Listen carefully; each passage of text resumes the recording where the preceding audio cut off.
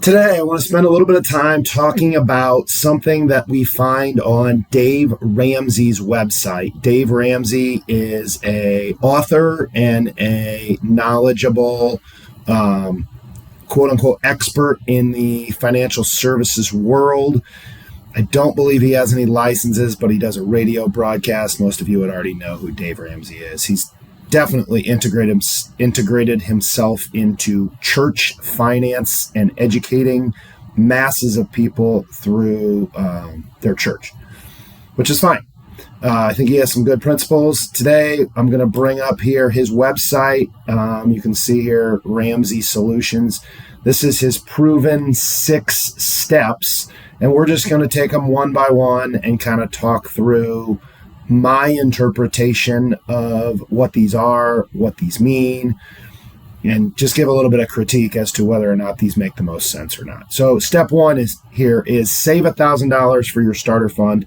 I kind of think this is combined with step 3. Okay, so let's talk about this. Paying off debt or starting your emergency fund. Which one makes more sense? To me, having the emergency fund makes more sense. After all, the debt was likely created, if it's consumer debt, by not having savings in the first place. So depending on your debt, we usually like to see people have an emergency savings allocation before we tell them to go fiercely target their debt obligations. There's many reasons why, but the most of which is because if you have an emergency, it's prudent and smart to have reserves already set aside. So he says here $1,000. We would say go ahead and try and get your 3 to 6 months, at least 3 months before you really start targeting the debt. And we would use some other strategies and tactics that we're going to get into next with regards to the debt. Now, the second thing on this list is pay off all the debt, right? So paying off all the debt doesn't really focus on what debt it is, what it's used for, what interest rate it is, and maybe a couple other things. So let's talk about this briefly. If you have business debt, let's say you are in construction and you bought a Bobcat or a skid steer in order to make your life easier and increase your revenue for your business, or make it basically so that you didn't have to have 2 employees and you could buy a piece of equipment that would replace a couple of employees. Is that a prudent debt to have? Everyone has their opinion. I would argue that that is a prudent debt to take on as a business owner. Now, there are obviously limits to how much you want that debt to take up of your cash flow in the business, but I would use this analogy to say that not all debt is bad. The interest rates also matter a lot. Let's just hypothetically say that you took out a car loan and it was taken out, 3 years ago, and your debt on that car loan was 2.99%. Nicely, right now, if we stick our money in a CD, we can earn probably around 3.5%. If you have money in treasuries, which is the government's version of a CD, you can earn probably right around 3.5% to 4%. If you have money in a money market currently, you can earn right around 3.5% to 4%. There are many other things in the equity market or in the free market that could even earn a little bit higher than that. So if you have a debt at 2.99%, and you have an asset that you could earn, let's just say 4% on, does it make sense to pay off a 2.99% debt? I guess a case could be made for paying it off, but if you're responsible with your finances, we think that a good case could be made for investing at 4 rather than paying off 3. So does it make sense to, as it says here, pay off all debt except the house? It's not bad, but does it make the most sense? I think there are situations where it doesn't. And having an overly eager attitude to pay off debt does change something in your overall financial picture. It takes assets, or it has an opportunity cost of what you were going to do with that money if it wasn't paying off the debt. So just hypothetically, and I know this is impossible, but if you could invest in your brother's business and it was a guaranteed 10% rate of return, I don't know how that could be possible, but let's just hypothetically say that it is, and you have a debt at 2, does it make sense to sell your 10% producing asset to pay off your 2% debt? I mean, again, I guess it could, but usually probably not, right? So there are situations where paying off your debt at all costs actually is not the most prudent, stewardly thing that you can do with your resources. It's a good assumption to say pay off your debt, but in reality, it depends on your specific situation, and you should consult somebody that's, got some experience if you have questions about this. The next one here, step 3, baby step 3, he calls it. Save 3 to 6 months of expenses and a fully funded emergency fund. Okay, so let's talk about this. 3 to 6 months. That's probably a good rule of thumb. We would contend that if you own your own business and your income is sporadic, it's highly fluctuating, let's just hypothetically say, maybe your commission or maybe you're seasonal, we would say that this 3 to 6 months needs adjusted.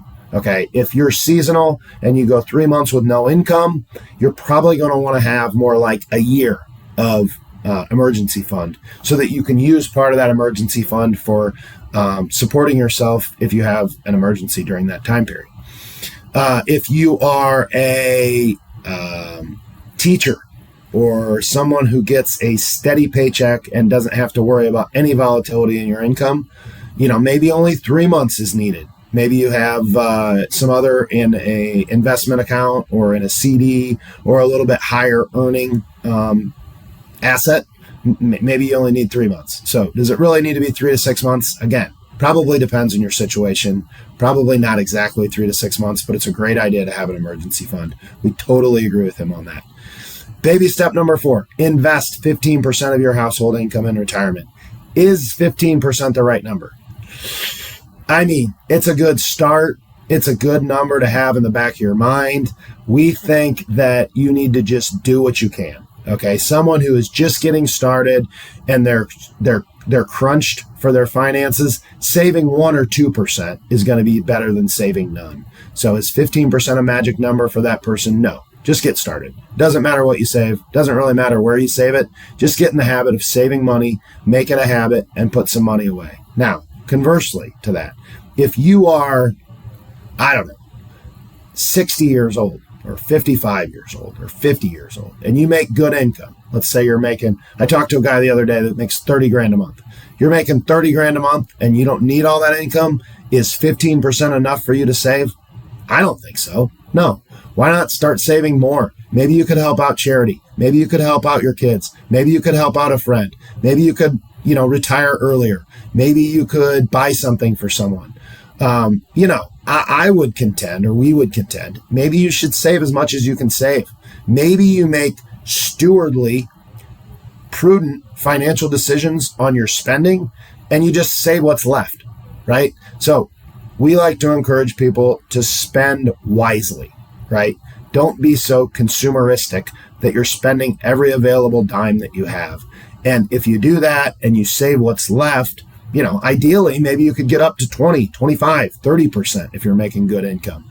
You only have a certain number of years that you can plan and save for the future. So if you can make some minor cuts in knowing that we don't know exactly what the future is going to look like, maybe that makes sense. It's always made sense to me.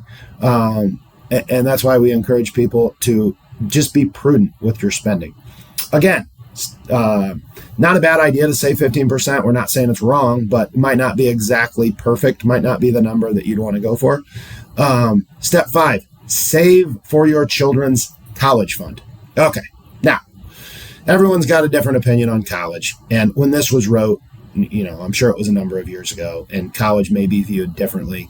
Dave Ramsey and I probably have a different view on college. But notice the save for your children's college fund is number 6. Your retirement is number 4. But we would contend that your retirement is probably vastly more important than your children's college fund. So that retirement figure, in our opinion, should almost be considered maybe maxed out before you really get to your children's college fund. We do like to see people think about where they have money available to pull from for your kids' college fund.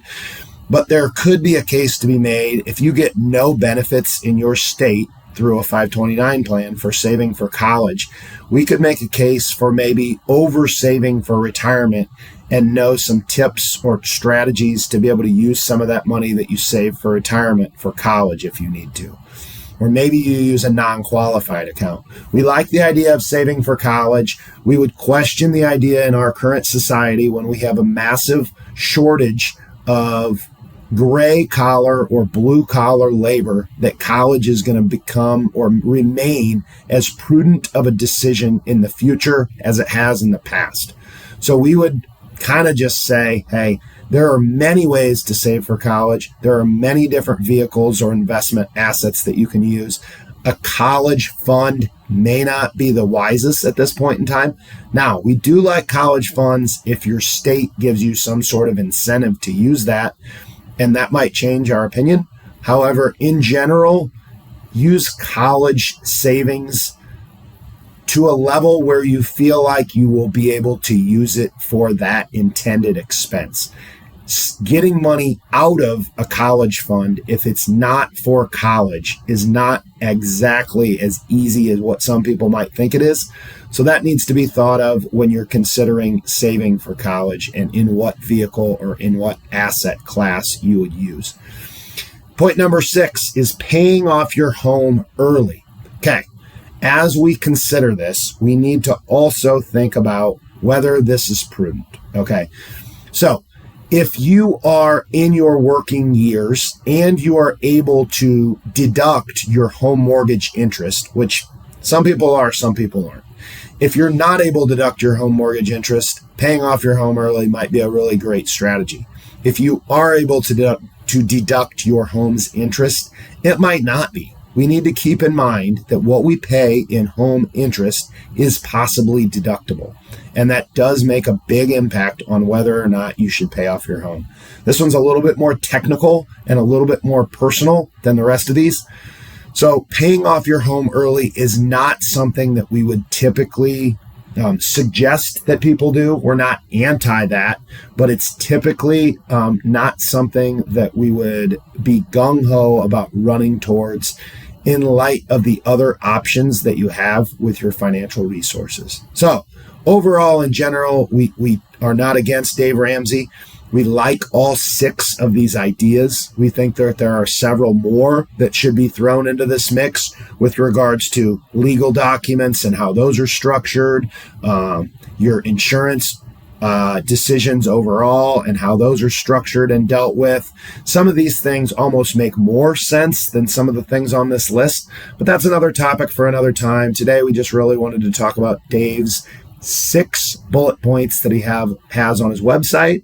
We hope this was helpful. If you have any questions, please reach out.